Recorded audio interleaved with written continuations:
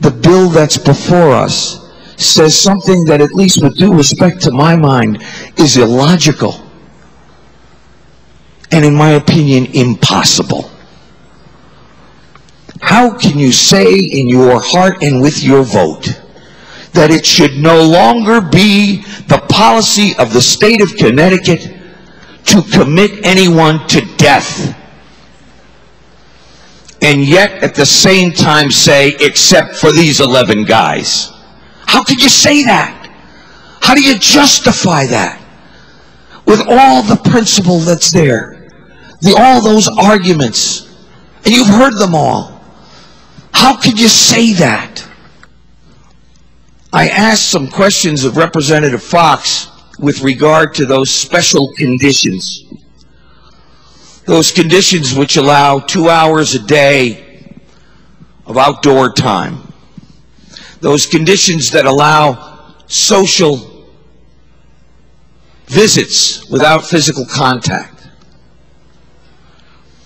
It might sound to those of us who are free and have not committed any crimes as tough stuff. But I got to tell you, the mere fact of walking outside and looking up to the sky and feeling air on your face, the mere fact that even through maybe 6 inches of glass you could look at a loved one and watch them grow is a privilege. It's a privilege. And I'm not sure it's one people convicted of the kind of crimes we define are entitled to. Currently on death row, we have 11 men.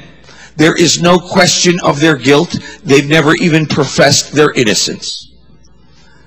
They are slated to die. And under this bill, that won't change.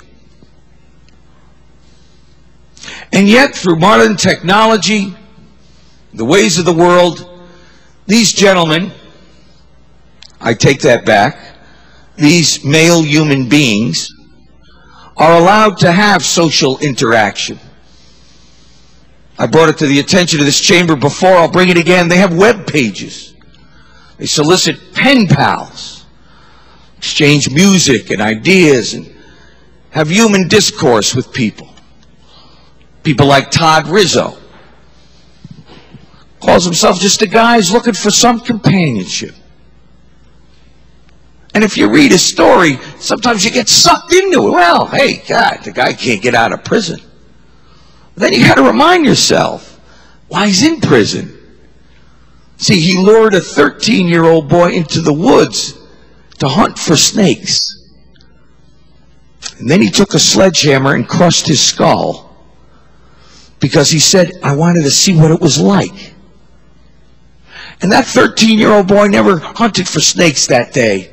He'll never have human discourse, or never have human interaction. He'll never be able to see his mom or dad again, or his brother or sister.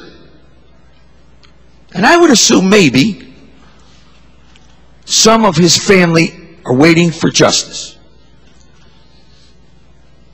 And it might seem unfair to them if the very person who did that to their son, whether it's 2 minutes or 2 hours a day, gets to breathe that fresh air and see that sky and interact with family that their 13-year-old boy never got to do again. Now, I'm not saying you'll all agree with me. I understand that, and I respect it.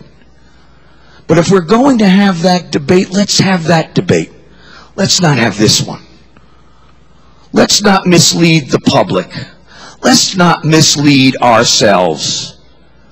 If it is the will of this chamber that this state is no longer in the business of executing people, then let's say it and do it.